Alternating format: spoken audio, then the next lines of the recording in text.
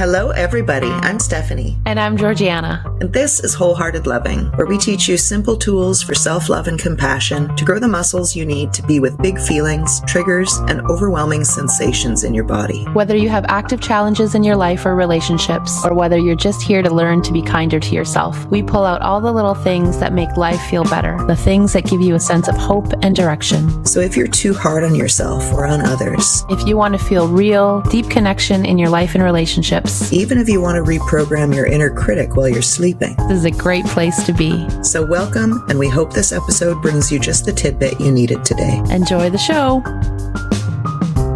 Hello, everybody. Welcome. Today we're going to be talking about where our minds go when things are going well and when they're not going so well. You can find self-reflection prompts for this episode and every episode on our Instagram at Wholehearted Loving, and you can learn more about us and how to practice with us live on our website at wholeheartedloving.com. Before we get started, we are going to do a body-based self-connection practice to connect with ourselves before we connect with each other and this podcast. Hi. So I'm just getting comfy. I want to highlight something. Maybe I'll highlight after our body connection practice, but if you are going to practice with us today, you need to gather a thing. A thing.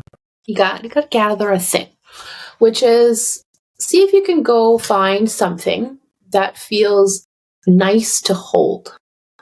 It either feels like physically nice to hold, like the sensation of holding it feels good, or there's something that feels nice about it emotionally to hold this thing. So if you need to pause the podcast, pause it and go on a little scavenger hunt. And maybe you even need to pick a few things up to feel what feels good to hold. And then you can come back and press play again. And now let's just take some time to hold the thing we chose. And notice how you want to hold it. Do you want to just hold it firmly? Do you want to move it around in your hands a bit? Are there certain elements of it that you're drawn to holding or touching more so than other parts of it? What is it like to look at it as you touch it? Yeah, notice the smile, the little chuckle or little giggle or a little something that feels a little pleasant in your body.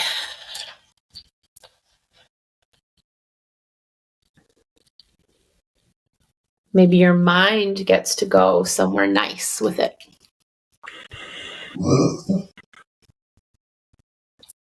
You want to share, Steph? Sure. I have this bear head carved out of rock by an Inuit carver. And it was my great aunt Doris's, I believe. And I just have it here on my desk. I have him and a duck, and I just like to hold them. But now I'm interacting with him more than usual, and he's so wonky. I hadn't realized how wonky he is. He's delightfully wonky, and he's got this funny smile. I don't know, how can I show you this? Not really. Oh, I see him. Isn't he cute? Mm-hmm. Maybe yeah, there we go. So I like his grin. A little bit of side and front profile at the same time. When he's on a bit of an angle, I like it. You like that? Mm-hmm. So now I get to enjoy holding him and looking at his lovely face. He's like, hey! I like him. Yeah. He feels more of a character to me now, instead of just a rock on my desk. Nice. That just reminded me, when you said, I feel like I can enjoy holding him and looking at him now. It reminded me of our loved ones, right? And how sometimes we look at them, but there's no physical touch. Sometimes there's physical touch, but there's no looking. It's just a next level connection to bring the two together. And when I think about moments where I've not only physically been connected to someone, but I'm also like really seeing them and they're seeing me. It's just a different flavor, different level of connection, a different enjoyment, different, like more dimensions are available. Yeah, totally. So that's why I'm like, oh, like you seem so delighted that it's not just something you can hold and it feels pleasant to hold anymore. There's another flavor, another layer to your connection with this piece of bear. Yeah. And it's such a contrast because we just recorded an episode before this and I've been holding this bear in my hand for like an hour and a half, but I've never, I'm actually delighted looking at his face. Like this is definitely a new dimension. And now like anytime I want to have a moment of delight, I know I can look at this bear and giggle. And that's a nice addition to my life. Oh, I like that. Anytime I know I want a moment of delight, I have this option available. Yeah. Right? How cool that this was actually available all along, but we didn't know. Yeah. Yeah. Right? So how many more options for access to delight might we have that we are not aware of because we haven't tried and been curious? Yeah, indeed. Yeah. You want to share about your experience? So I chose something. First, actually, before I tell you what I chose, I want to highlight this. So this is the second episode we're recording today. And it's spring break and my kids are home. So I am recording in a different spot than usual. Usually I have like everything set up just the way I like it because I know how I want my body to feel. I know the right setup that helps my body have freedom to move. And so the first episode we recorded today, I made myself as comfortable as I could. And I was comfortable. It wasn't perfect, but I was comfortable. I took my comfort into account. And then as we set up for this episode, I was like, I think there are some things that I could tweak to make myself feel even better. And it will probably still not be the setup that feels the best for me, right? And I don't actually want to invest the time that it takes to make this feel just right because I could if I wanted to. But that doesn't matter to me that much right now. But I wanted to highlight and remind us all, like, even when we can't have ideal, there's ways to reflect on what happened last time that give us information on what could I tweak for next time. And even if the tweak doesn't bring me to ideal or best case scenario or the thing that feels the best, that there could be things that make things feel better or a bit better. And not only do you get to experience things feel better, but you get to grow that self-identity of, I care about how I feel. I care about my experience. I will do and make little or big changes that create an experience that feels better for me, feels more supportive for me, even when I can't make it the best. Mm-hmm. Right? And I think working with people, I've noticed, and including my past brain thoughts, is if I can't make it the best, then what's the point? If I can't have it feel the way I really want it to feel, well, what's the point? I already know how to push through. I already know how to be in discomfort. So what does it matter? And shifting that, the way we show up for ourselves in that way, I think has made such a big difference in my life. That little things make a big difference. Yeah, a huge difference. And it reorients your mental patterns and relational patterns and all of that, this huge unfolding effect. All the things, right? Like, how could adjusting how I sit to be a little bit more comfortable be connected at all to my relational patterns? Yet they totally are. Yep. Right? We had, like, let's just assume, like, we had a difficult conversation last night, and we're probably going to have to talk about a hard thing again. tomorrow or the next day or at some point. But now I know like something that could make me feel a little bit better. Not perfect, not the best, but a little bit better. How cool is it that I could arrange that for myself, or that I could tell you about it, or that I could ask you, or that we could figure it out together, right? And so that the next time we have to do something hard together, it feels a little bit easier for my system. Yeah. Right? Which most likely means I'm going to be able to be a little bit more present. I'm going to be able to access a little bit more compassion for myself and for you. Yeah. Just with a small change. Yeah. Yes. Is that related to your necklace that you're holding? It's totally unrelated. And I'm going to get comfy. It's totally unrelated. Okay.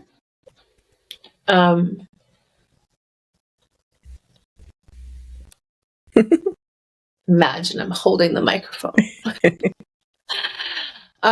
This is a necklace. Is that what you call them? I don't know. Is it a mala? Yeah, mala beads. Yeah, but I've never called it a mala. I've called it, it hasn't even had a name. It's the string of beads my grandma would hold, my 109-year-old grandma, when she does her prayers, like multiple times a day. Like that's the literal string? No, this is not the literal string, but it has a story with, like, so it physically feels nice. And when I try to, like, copy her and do that thing she does it so fast. And I think with every she, like, says something. And she does it so fast, and there's always, like, this clickety-clack to, like, when I'm around grandma.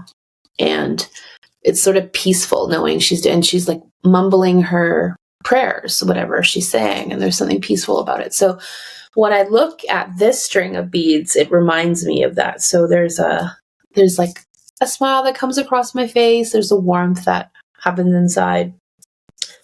But this also has another story to it, which is at one of our friends' weddings, we were asked, and you were at this wedding too, so we were asked to bring something to gift to someone, like bring something that means something to you. It's funny. That's my other choice. It was Bearhead or the thing that I got from. Okay. So this isn't the thing I got, but this is, and I remember the thing I got still too. And even as I think about the thing I got, like I feel a warmth, like, oh, that person chose that thing and I got what they gifted. So I think technically we were supposed to share something we owned, right? And gift it.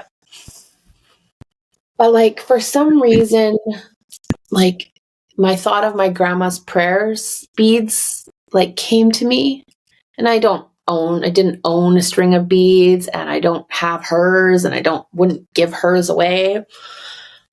But it was something that was so special to me that I'm like, oh, okay, like maybe I'll like go buy a string of beads and gift that, because it just has this story for me that is so meaningful. And so I gifted it. Didn't we at some point at the wedding also go find the person who gifted the item, and we got to have a little conversation with them, right? Yeah. And so, you know who got my gift is our friend Jeff. Oh, that's pretty perfect. Yeah, it's pretty perfect. And, you know, I shared the story with him of like why I chose to gift this thing, and he was so touched by it. I was just really sweet. So when I look at and I pick up this string of beads, it physically feels good. Emotionally, it's got two experiences tied to it that feel nice for me to like think about and reflect on. And what I notice is this string of beads sits on my dresser all the time, but I'm not picking it up very often. But because today I chose to pick it up, I get to spend a few moments with those stories again. Those stories that feel so nice. Right? So, I don't know, just a little reminder that there's probably things around us that feel nice to hold, either because they physically feel good which is great enough as it is, but also because maybe there's some emotional experience tied to that thing that feels nice to get to hang out with that again. Yeah. Right? Yeah. This, I think, actually is related to what you were saying a moment ago. I'm imagining bringing this item, which you've infused with this awareness and meaning and connected with, into a difficult conversation where you can like titrate between difficult conversation and grandma beads in the pocket or in the hand. For sure. Like, I think, like, as you say that, I'm just imagining having a hard conversation with someone or doing a hard thing. And if I were to hold these or bring some awareness to them, I can imagine it would feel supportive for me.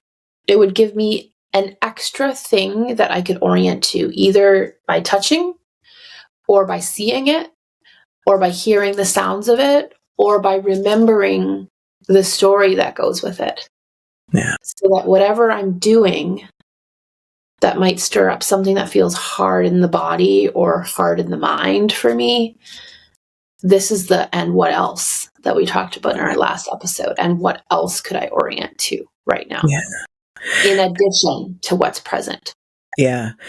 And the meaning of that, like I can think of so many times in life where, remember, I used to carry a stone in my pocket, and it was like, I think the intention was sort of self-remembering. Mm-hmm. If that intention is not in there for me, or if it's superficially in there for me, if I'm not genuinely bringing my focus with a purpose to this stone, I could just be like feverishly rubbing the stone and hoping it helps. You know, magic of the stone, give me strength for this difficult conversation. But if I'm actually paying attention, there's so much in the paying attention.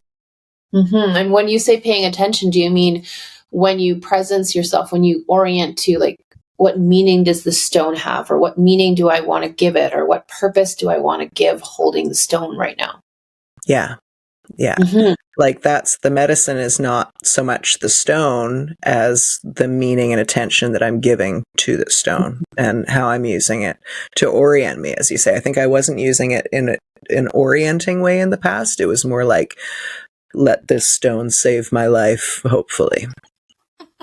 Which I think is such a great reminder, because when we work with people, we get in the habit of helping them reflect on what feels like a win. What have I done that feels like a win lately? Or how have I thought about something that feels like a win lately? And like, what you realize when you hear people's reflections is that a lot of times we're doing things already that are helpful, and that's great.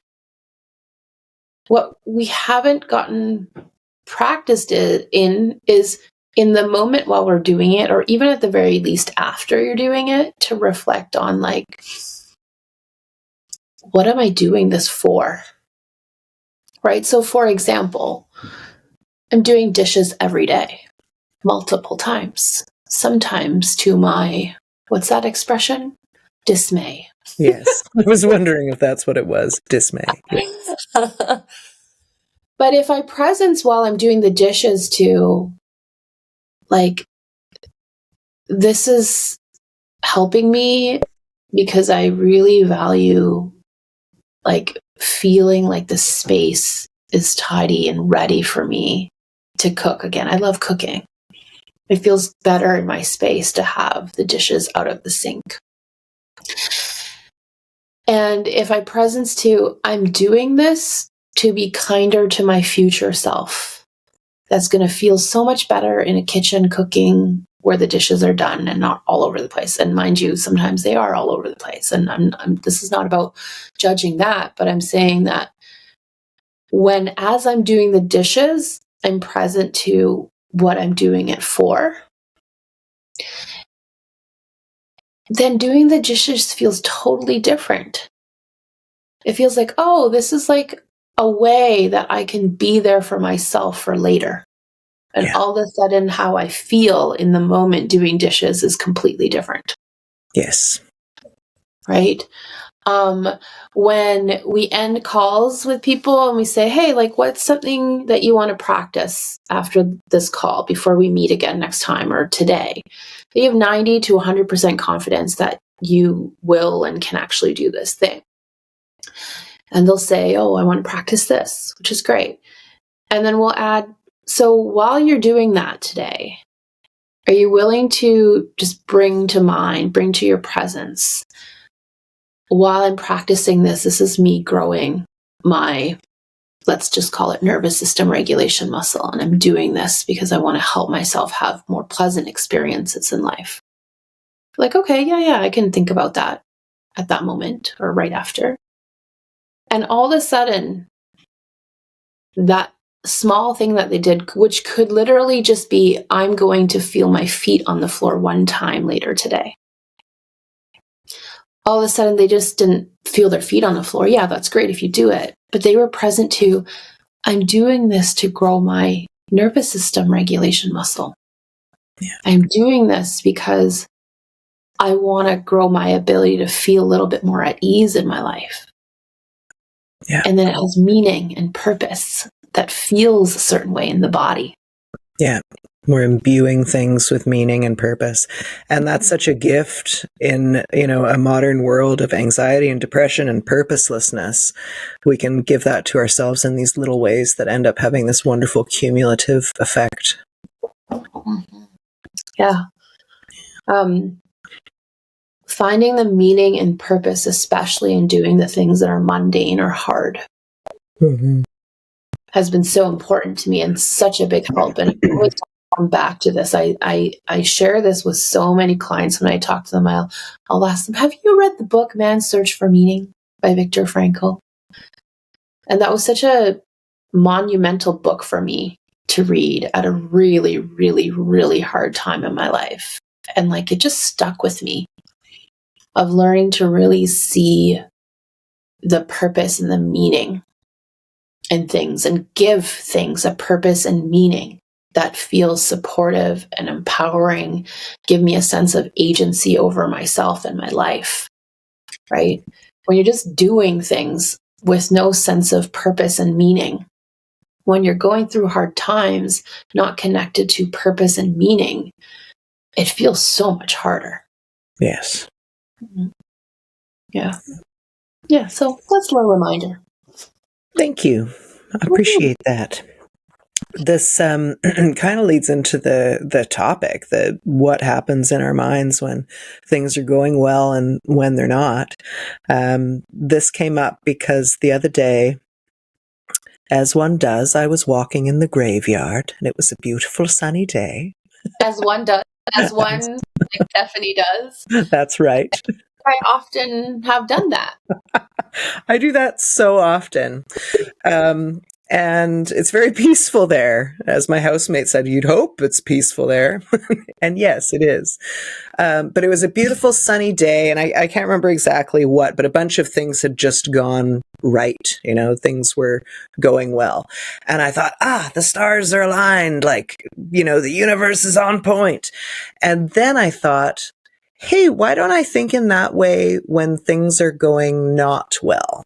When things are going not well, I'm blaming myself and I'm having, inner critical doubt kind of thoughts. I'm not going, oh, this must be something, outside of myself that's making things bad. So when things are going well and feeling good, I'm crediting some etheric thing outside of myself, generally speaking. And when things are not going well, I'm blaming myself. So that felt like an interesting opportunity to expand my mental framework and my frame of reference. Yeah, I think it's great if we just did the practice of starting to notice, hey, when I feel like things are going well, what am I attributing that to? And when things are not going well, what am I attributing that to? Just to start gathering information and noticing if there's a pattern. Yeah. And I bet you'll discover there's a pattern. Probably. And I should say that these attributions aren't actually necessary. They're just more of our mental gymnastics that we're doing all the time of why? Like something's happening. Why? Well, who did it? What is it? Why is it happening? How can I do it again? Where I could just be feeling, a feeling. Hey, yeah. Yeah. Well, I think this is a nice dance to learn how to do. Because what I notice is, and this is a protective mechanism that I see in a lot of people, and I lived in that before, of not being able to enjoy what's feeling good and also not being able to release my claws or that cycle of being in what feels bad or not good, and trying to get out of feeling the yucky thing by going straight to my mind and asking why. Yeah. Why? Why is this happening? Why did this happen? Why hasn't it changed? When is it going to change? All the questions. Yeah. Right? Or if it's good, when is it going to go away? Is this going to happen again? Can it happen next time? Will it be as good? And in the meantime, like, I haven't enjoyed any of the stuff that feels good. And I also haven't grown the muscle to feel what doesn't feel good. Yes. Right? Meanwhile, I don't feel good. Right? So you're not feeling great doing that either. But you also haven't been growing your muscle, growing your capacity to feel hard things, because we're trying to get away from feeling the hard thing by asking all the whys. Yes. And there's no answer that's sufficient because we go right back to that loop.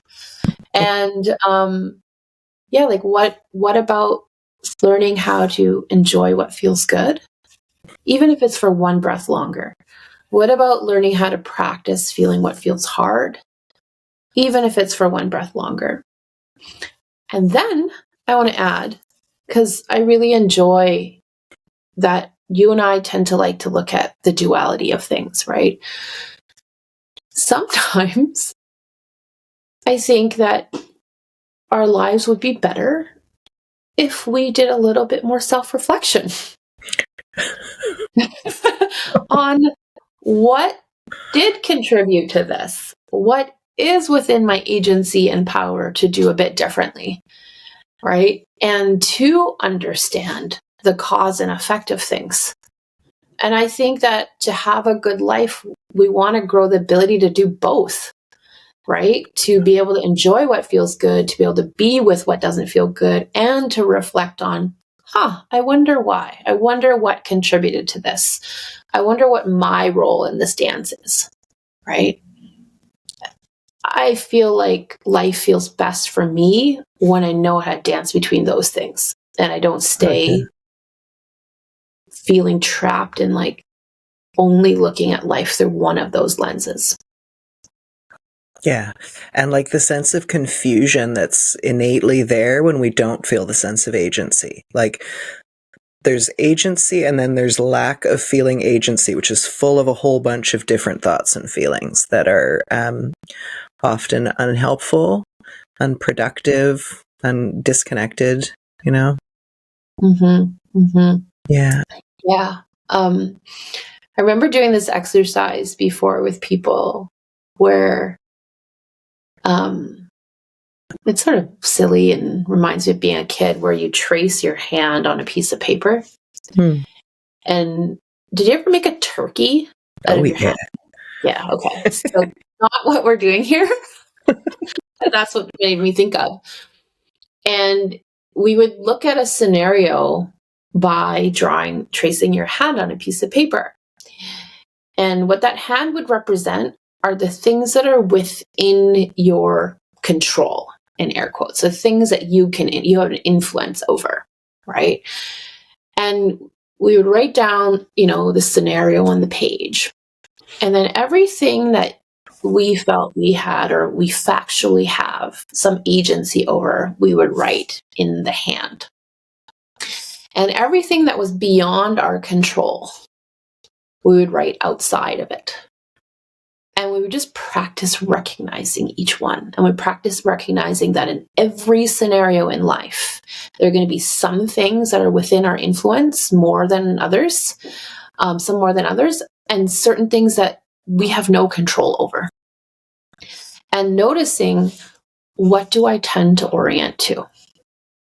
And how does it leave me feeling? What's the impact on me and my life when I orient to those things, right? And do I notice any patterns? And so it was a neat exercise to grow that muscle and grow the pathway of, in all situations, would I be able to list off a few things that fall into each category, right? The things that are not within my control and the things that are within my control or within my influence. Yeah. Yeah, I guess I would invite people, if you're noticing yourself in a pattern or a cycle of crediting someone or something for anything at all, or blaming someone or something for anything at all, where you have the opportunity to notice your agency and the externalities in that way. Turkey hands for every situation. I used to have a pattern of, it just oscillated between two things. And I think it depended on this exact scenario. But it was either blame the other or blame me. Oh, yes.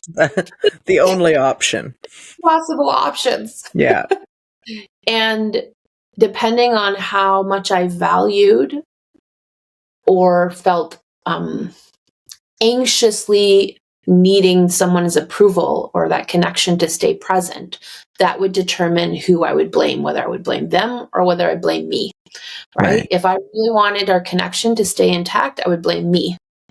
If like I was not worried so much about the connection, I'd blame them. Right? And neither of those got me what I wanted. Neither of those left everyone feeling good about themselves and good about the connection and good about the possibility in this connection. Right? And, you know, I think in the past, I've had a pattern also of when things turn out well, I minimize my contribution to it. So sometimes it's not even that I don't acknowledge my contribution, but I minimize it. Like, you know, like that wasn't that big of a deal, whatever. Right. Or when things don't go well, then what's the word? What's the opposite of minimize? Like maximize. Overemphasize, maybe. Overemphasize, yeah. Like my role in things not going well, right? It might not be so black and white that I just put it on someone outside of me, right? But that, notice when you tend to minimize or maximize, you know, your role or other people's role. I remember, this is so ridiculous. My tendency to blame externally used to be very large. And I think that was a reflection of my deep natural inclination to blame myself and not feel good enough, right? I was just externalizing that. But I remember stubbing my toe on something in my living room. And my first thought was like, who put that there? And I'm like, I live alone. It was me. I love that so much because I talked about this. The difference in my children. Parented by the same parents. And obviously, I know we're all wired differently. Birth order is going to make a difference. The stage that your parents are in at the time when you're a certain developmental age all play a role. But generally speaking, these are still my kids to a T, right? It's changed a bit over time as they've grown. One kid, same thing as you. Stubbed their toe, immediately. Who the heck put that fireplace stone? Like, not even like who put that stack of books there. It's like something built into the house. Okay. Yeah. And it's been there his whole life. Yeah. And the other kid would be like, get up. Ha, I wasn't looking. Right. Interesting. Which one is which? Younger is the second one? Younger is the second one. Yeah. That really makes me wonder if it's something to do with like sensory sensitivity. If there's some like dissociation we make internally because it's all just so much. Well, I know with my oldest, for sure, he got, I think more so than now, startled and shocked and scared more quickly. Right. And I noticed observing him over time that when he was startled and scared and shocked, his immediate response was to outwardly blame. Like he couldn't go right away to, that felt so scary, right? Yeah. That felt too big or too vulnerable. But like when I helped him and I didn't get mad at him, it's easy to get mad at someone for like losing their mind on a brick wall. Yeah. Right? Especially when you're raising them as children, because as a parent, you go through all these fears of, oh my God, you're going to turn into that kid that never takes ownership and like blames everybody else your whole life. And like you try to logically explain to them, like, that's a wall. It's been there the whole time. Like you need to look where you're walking. Right. But that isn't helpful in that moment. Right. And what I realized was happening in that moment was he was so startled and scared that and he was wired a bit this way as a kid to like go to outward blame. But when I sat with him and I'm like, wow, like, hey, that hurt, right? Did that really scare you? Right? You weren't expecting that. And then the tears would come. Yeah, mommy, I what happened? Right? And then it shifted out of this outward blame to like, what just happened? Yeah. Right? Why did that happen? Like his little 2-year-old self didn't understand what the heck just happened. Yeah. But luckily I knew this enough because I feel like if I followed at the time mainstream parenting, I would have killed this kid's spirit. Yeah. Right? And when really what was happening was it was an expression of like overwhelm and fear. Yeah. But his way of showing that outwardly was, let's blame. Yeah. Right? So I knew as a mom at that time, one day, and it's going to be like progressively build up. The thing I'm going to need to help this kid learn is to grow the skill of looking at how and when to look and self-reflect and see what is my part of the dance in this. Right? But it's not going to be every time. It's not going to be the first thing I go to, but I could tell just by how this kid was wired, that's the muscle he's going to need to grow in order to like do well in life. Right? He's a very good critical thinker in terms of what's not working and how are other people not doing something, in a way that's better. His muscle he needed to grow was that self-reflection, looking at his part of the dance. My other kid, he was so good at looking at his part, right? And that I knew, and I had other signs too that told me this is a kid that's going to need to practice saying to other people and like not making, but like vocalizing that other people need to be accountable for the stuff they do that's not okay. Right? Mm-hmm. Because he was a kid that could easily take it on as, oh, that was me. Yeah. That was me that made the mistake. Right? Or that was me, like maybe I shouldn't have done that, then that person would have yelled at me or whatever. Right? And like many times I've had to say to him, like when his brother did something that was not cool, like, how did that feel for you? Did you like it? No, I didn't like it, Mom. Okay, well, what do you need to say then if you don't like it? I remember this time, my kids were young. They're in the car, in the back seat, in their car seats. And I think it was something about sharing snacks. And we sort of chose to parent them in this way where we never, when they were young, forced sharing. We wanted them to feel what it feels like in your body to like feel ready to share, and learn that on their own, and also learn cause and effect of sharing and not sharing. Right? And so I think my older one said, I don't have to share these crackers with him, do I? I said, no, you don't have to. You can do whatever you want. They're your crackers. I said, well, the thing that you might want to keep into consideration is that generally speaking, and I did this in like, young kid language, people generally like it when you're willing to share with them. And it sort of increases the chances that they will want to share with you at some point if they have something. But it's really up to you. And there's a way to have that conversation with someone that really shames them and makes them feel crappy and sort of pressures them into sharing. I really tried to just present it neutrally. That's just cause and effect of human relationships, right? And what I had to teach my younger one was to say things like, well, part of me wants to share with you, but often you don't share with me. So when you don't share with me, it makes me not really want to share with you either. And he had to learn to feel okay saying that if that's what he felt was true for him. Because he was wired differently. Those are the things that he either wouldn't say, or he'd either not share and just be like, no. And then it'd just be this fight between them, or he'd share and I think feel resentful and feel like he had to share. Right. And so it was, I think, important for him to practice being able to say, no, when you treat me this way, it makes me want to not treat you that way, or to treat you that way also, or whatever it is, right? Yeah. And so we all have our ways that feel a little bit more comfortable to us. And it's, I think, helpful to notice what our patterns are and to notice what the other muscle is to grow. Yes.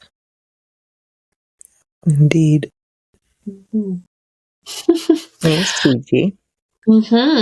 About this topic, I was wondering, do you have some examples of, how things are for you now, or how things were for you in terms of your own internal dialogue or own mind when it comes to, hey, when things are going well, what did you used to think, or what do you think? And when things are not going so well, like what's happening with your brain? I think it depends a lot on where I'm at in my cycle. Mm-hmm. But I think I've carried forward this pattern of assuming that good things are somehow outside of myself. But that can also be balanced with a fair amount of self-aggrandizement, that I think I've done all these things that caused all these wonderful outcomes, and maybe not. So that makes me think that sometimes it's not so black and white, right? Sometimes it's it's really situational, and that it's just helpful to bring in the moment awareness, or if in the moment awareness doesn't exist yet, to grow after the moment awareness, which is this reflection of, hey, what did I make that mean last week? Right? Yeah. Yeah, the experience in the graveyard was just this in the moment of noticing oh, things are going well, and they're all things that are that I have had agency. I have had the cause, and the effect is now these good things, but I was giving credit to the universe or whatever it is. And so in that moment, to just notice that and recognize where I've contributed to these good feelings instead of just missing all that altogether.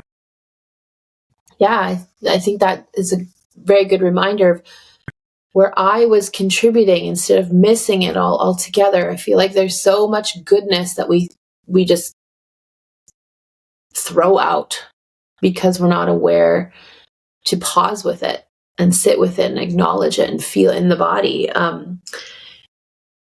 It makes me think of this was my old pattern. So I used to minimize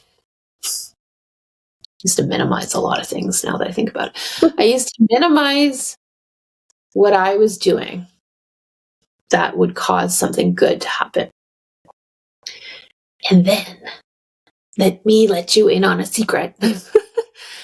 I would also sometimes, in certain situations, minimize the thing that I did that caused the problems. Oh, you didn't. I did. Not me. I would either be really hard on myself and really critical, where I overemphasized my role, but I also minimized my role many times because I also grew up in a family where I was conditioned to believe that it's really bad to make mistakes, and it's shameful and wrong, and you never want to be seen in a bad light.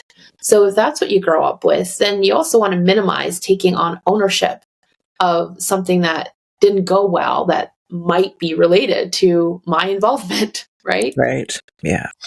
And so because I became aware of my pattern to do that, something that I've really been trying to practice in, I don't know, last 10 years is to look at, I ask myself sort of maybe two sets of questions when, I was going to say when things go well or when things don't go well, which really means just when lifing. Mm-hmm. Things go well and sometimes things don't go well, which is like, what are the choices that I made that helped create the situation? Right? What are the actions and behaviors that I took or did not take that impacted this outcome? Whether it's considered a positive or neutral or negative outcome, whatever. And then the other question I would ask myself is, what mindset did I choose to adopt that impacted this outcome, that helped create this outcome, right? Or that influenced this outcome. And by mindset, I may be like, what was I thinking? How did I think? What are my belief systems? What's my story around this? What lens am I choosing to look at myself and other people and the situation through? And I got so much good information. I bet. And like from that information, I got to make so many little tweaks in life that gave me, like, I'm not even talking about the outcome, like the tangible outcomes in my life. Like those were many great things. But I think the non-tangible outcome, yet so meaningful, is I felt like I had agency in my life and in how things unfold. Right? It's like there's a certain amount of life that happens where we have no control. And that can feel very scary to not know, right? And to have life impacted by so many variables that we can't determine ourselves. Then to also feel and believe I have no agency over anything else makes it even worse. Right? So my ability to grow that sense of, oh, I have a hand in many things that go well and a hand in many things that don't go as well. What is that? Without adding layers of shame and blame and, or the opposite of making myself to be like the best of the best, right? And not seeing myself fully and clearly. I have to say, I like feeling like I have some agency over life. Yeah. It feels good. It feels sturdying. But I think we can only get a sense of the agency that we have by our willingness to look at, like, what was my role in that? Yeah. And capacity to go there, right? Like these are all things that need to be grown and built and explored gently. Yes, because there's a reason why for so long I had to minimize what I did that I did well, and why I had to minimize the things that I didn't do so well, because I didn't have the capacity to be with those things without completely shutting down or completely feeling overwhelmed, right?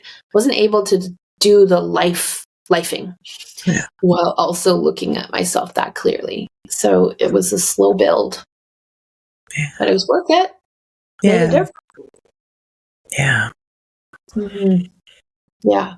And I find that to be in connection and relationship, whether it's friendship, work relationship, intimate partnership, with people who are able to own what they contributed to something that's pleasant and what they contributed to something that's unpleasant, without you having to like spell everything out or really keep bringing them back to it or highlighting it over and over or convincing them of it. Either way, whether it's to that, take some credit for like what you do well, or like, holy crap, take some ownership of what you're doing not so well. It's so much more pleasant to be in relationship and connection with people who are growing that practice and that ability to do that for themselves. Yeah, it's really freeing. And it's such a nice example to have around too, and a reminder, it's okay. Yeah, and if you are not there yet, if you do not have that ability yet to look at yourself through that lens of celebrating what you do well and also taking ownership of what you don't do so well, do not fret. Those are just muscles. Muscles you can grow. They are just skills. Yeah. Right? Mm-hmm. We're doing it. We're doing it. Thanks, Gigi. Anything else you want to say? That's what I did last time, and you said Anything else to say about this topic? Yeah, maybe as a way to reflect, just look at your day today. What has been something that has gone well? And what is your part of the dance in that? What is not your part of the dance in that? Right? What is something that hasn't gone as well today? Yeah. What is your part of the dance of that? And what is not your part of the dance? So that makes me want to give a little example, because I have both of these things sort of going on. A bit of an unexamined, it's unhelpful, but examined, even if an unhelpful thing is happening, it can become a helpful experience. So I've run out of firewood. I have to chop more firewood, and I'm down to the big rounds that are very difficult to cut. So I've just been slowly dwindling away my kindling pile, and what I could focus on is, oh God, I've got to go chop more wood. I'm out of firewood. All of the negative things, which really is my programming, would be to just focus on that. But Can you tell us more of what your negative dance would have been? Like, what would your mind do? Oh, well, it ends with a lot of dissociation, right? There'll be the story of should have, could have, better do it. Don't want to do it. Oh God, gotta do it. Trying to like stimulate myself in some way to doing the thing that I don't want to do. There will be like yourself feel like crap. Yep. And we'll fold in some sadness that nobody's doing this for me magically, all of that. And then a whole story about what's that? I said, what will you top it with? It's like we're making a cake of misery. Yeah, it's shame cream. Buttercream, shame cream, sadness pie. So by having this conversation, like this has been in the back of my mind. I know I need firewood. I have zero intention of chopping any firewood today. But I also have these fire bricks. So now I'm choosing to orient to, okay, I haven't just completely screwed the pooch when it comes to heating my house and staying alive. I also have this backup option that I have arranged to have, and those will keep me warm even if I don't have wood, and that's better than it could be. Oh, it's such a great example of how there's a bit of both in this. Yeah. Right? And that you get to choose what kind of pie you make. Yeah. The fridge is full of shame and guilt pie, but I'm opting for this delight cake. Right. And the delight cake can include, I arranged a backup for myself. Right. And the delight cake can include, and if I want to have an abundant source of firewood, I can by starting just to chop one piece of wood at a time. Right? That feels more delightful than the shame pie. It does.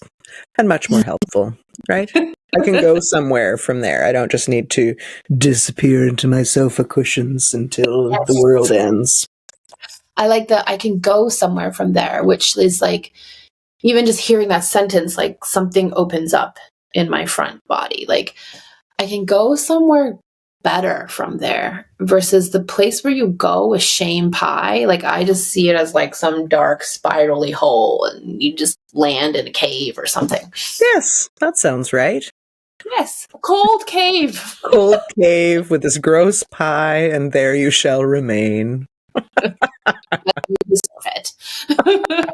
Oh, let's shake it off. Oh, well. Okay. Yes. Do you have a closing practice in mind? Well, why don't we shake it off? Oh, yeah, good.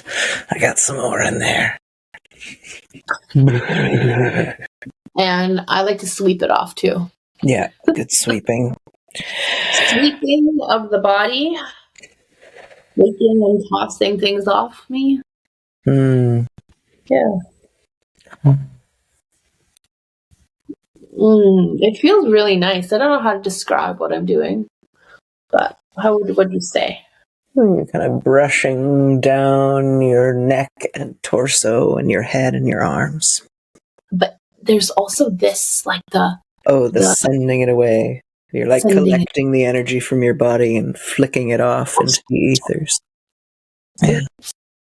It's energetically yummy. Yeah, it does something. But partly because of the intention you've put in it, right? Yes. You know what you're doing.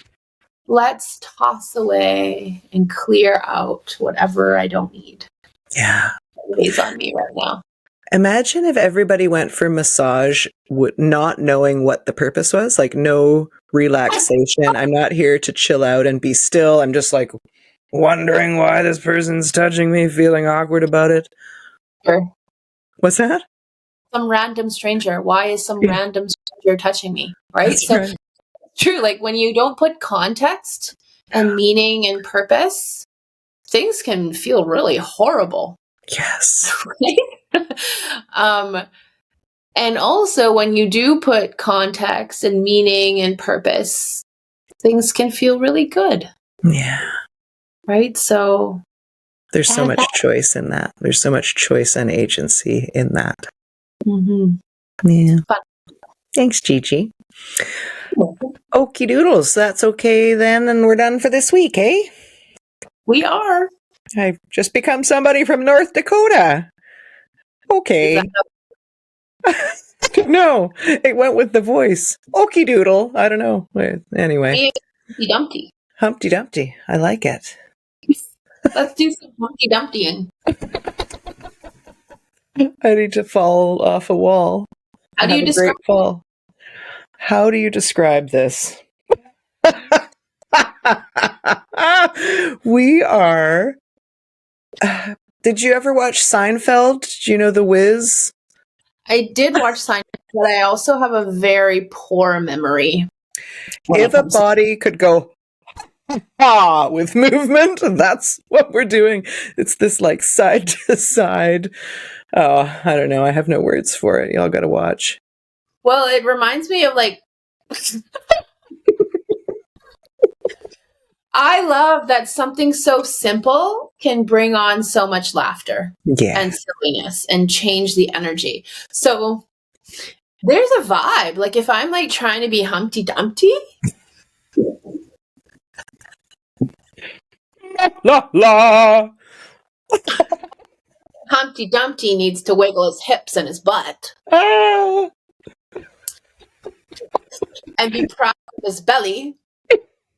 Does he have hips and a butt? Yes, I would think so. Amazing. I always pictured him as an egg with arms and legs. Yes, but there's a butt. There's no butt in there. Of course. It's just not a butt I'm familiar with most commonly. But there's something about being Humpty Dumpty. There is. That is... It's ridiculous, and I love it. So it reminds me of The Wiz from Seinfeld, for those who don't know. He was this mattress salesman, and he had this crown, and he would go around doing this like haughty walk with his elbows up going, nobody beats me, because I'm The Wiz. That's what it feels like. I know why I like this now, or it's becoming clearer, is because I was so conditioned that you have to be serious all the time. To be respected, to be seen as intelligent, you have to be serious. Right. It's very hard to be Humpty Dumpty and be serious. I'm an important accountant. I do important work. This is a lot of fun. My trousers. Wear trousers. That's fun to do associations with things we think are serious and important. I have a briefcase. I wear bifocals.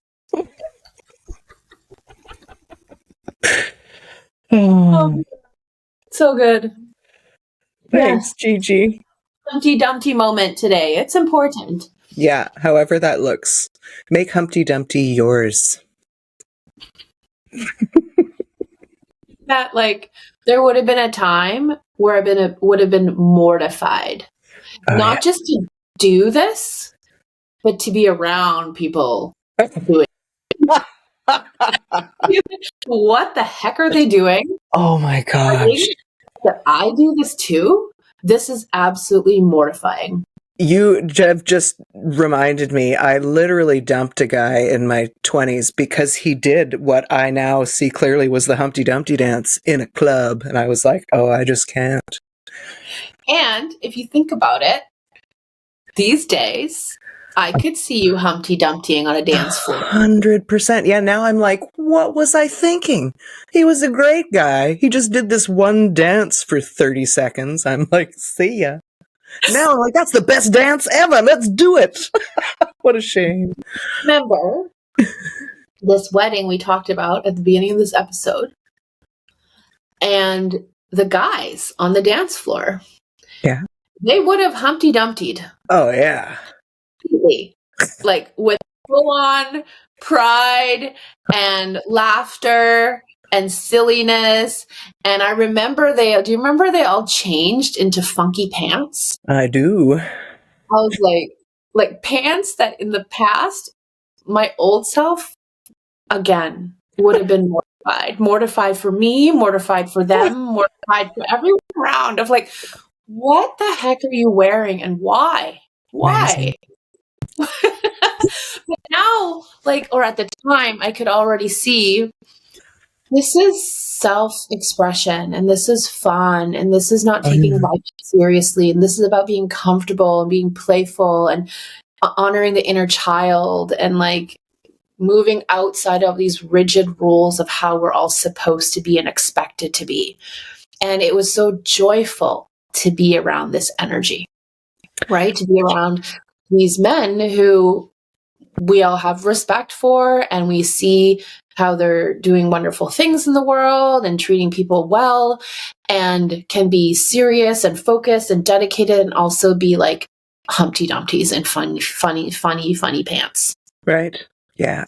Yeah. That's probably a neat episode at some point to do. Because I can imagine old versions of us being like, okay, yeah, you call that fun? Like, all right. And it's like, oh no, that's fun. And that was our conditioning, like how far we've been conditioned from fun and play, and why. Yes. Anyway, another day. Thank you, Gigi Bedeman, and thank you for that Humpty Dumpty time. That was a delight. It was. Yeah. Thank you guys for being with us. As always, please do like, follow, and subscribe. And if anything we've said here today has been helpful for you, please share with somebody that you care about.